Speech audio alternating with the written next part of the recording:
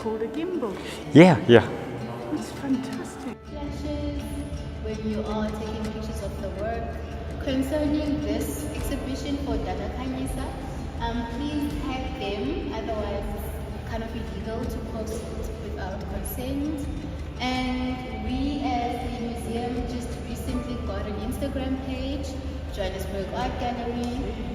Yes, finally. So please follow us on there and just tag us on there as well.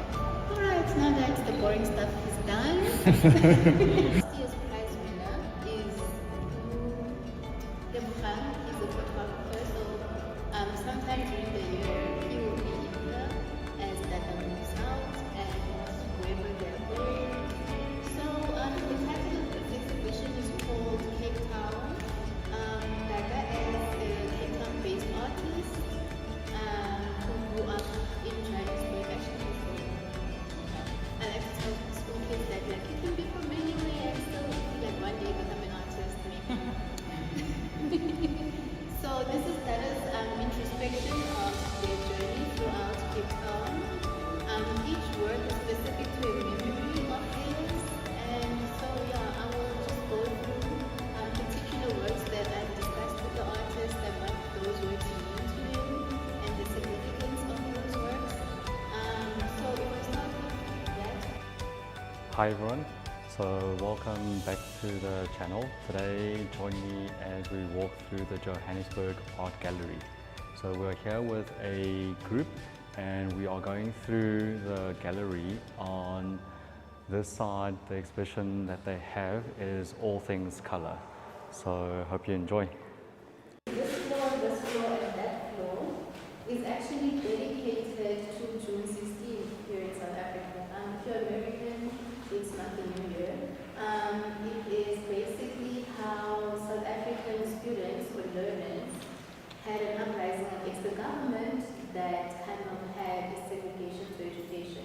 So unlike the education of today in South Africa, education in South Africa historically was quite segregated. White people had their own education, black people had their own education, Indian people had their own education. I just found out that Indian people had their own education because our librarian, who's also new, actually told me that like, oh, like we had this type of education, and I said, my mom said it was primary education. She's like, no, darling. She's black, I'm Indian. We both had separate education. So that was also for the government to kind of control who gets which job. So in this room, basically, you will find a lot of scapes, like cityscapes, landscapes. So all the artworks in here are dedicated to memory of places. And so yeah, people have said like this is like one of the best exhibitions that Jack has put up, and I say it's teamwork. So there's a lot of, I think it's the Yellow Houses by Sukoto, and I think also that one. So you actually, throughout this exhibition, you will kind of see the play on European art and African art, and so it's kind of the same. And like the extent it's following us. And it's very funny because one of the city show our flow curators said, if you move one artwork, those kids will know, and they know who works here. They'll literally go up to that person and say, yo, you move one. It's my baby. Actually, excuse me, this photograph, so before everything else was chosen, this photograph is was towards the exhibition should be about. And people at this kind of people were talking to them like, oh, this is the reason why that article was chosen, the reason why that article was chosen. So every time the would choose a work, she would like lay it down with a specific room with all the works that she would choose and like ask us if this work kind of spoke to a collective of the works that finally ended up in the wall. And that is a Helen Siddiqui. She's a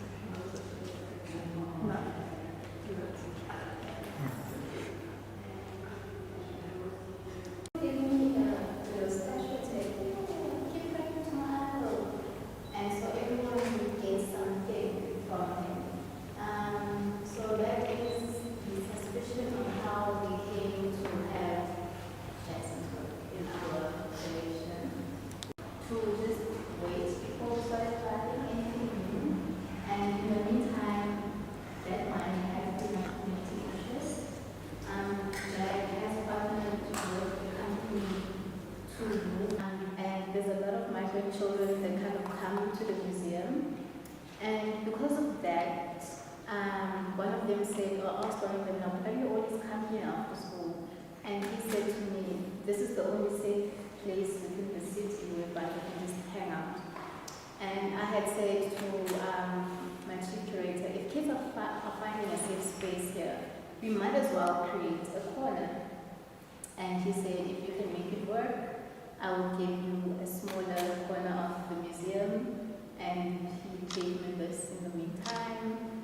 So the whole project, or the whole thought around this room, when I was a kid, I'm an artistic kid, and I did that when I ran out of walls, and she beat me.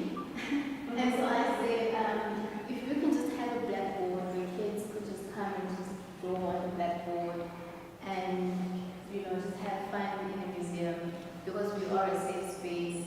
And also, if we can just borrow some of our walls, which he didn't like that idea, but he's now coming into that. And I said, end of the year, we have an arts festival for kids that they curate, that they have their own works, and maybe we provide our old frames that are in storage. And we just have some sort of a salon kids exhibition / arts festival. And I thought maybe that would be great, because that would also give kids a confidence in themselves. And maybe the parents will start visiting Jack, and Jack now becomes a space where an entire family can come generationally. And so this room is dedicated to that.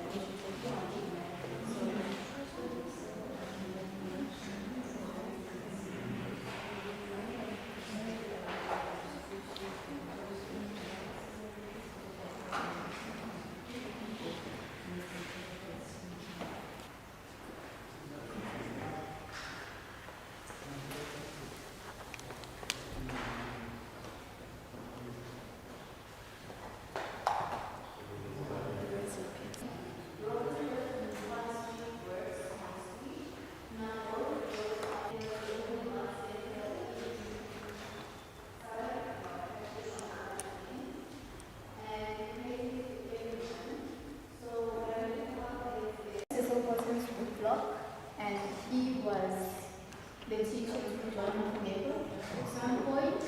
And so when you look at Cecil's work and you look at John's work, you can see how similarly they carve. And so that is how you know one artist is influencing another. I usually just tell kids, look at the master, now look at the student, and then they go, ooh. And then one day I realized that a kid in grade 12 somewhere is going to write that in their exams. These vinyls, and that was the students, and this is their teacher, where you have the woodcuts.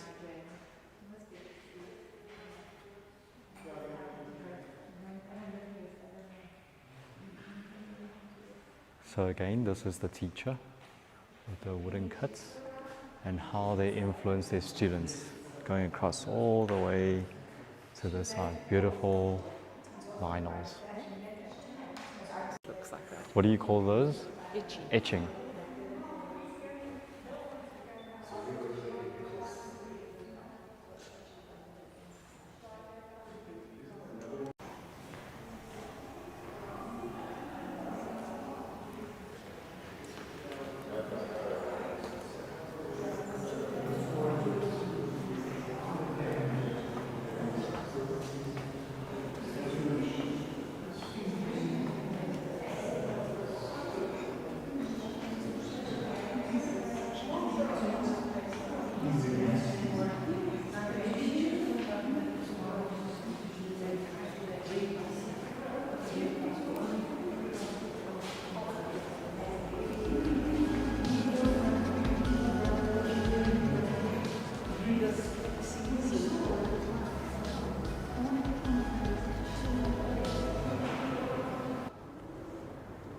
it's been a fun day today looking through the Joburg Art Gallery.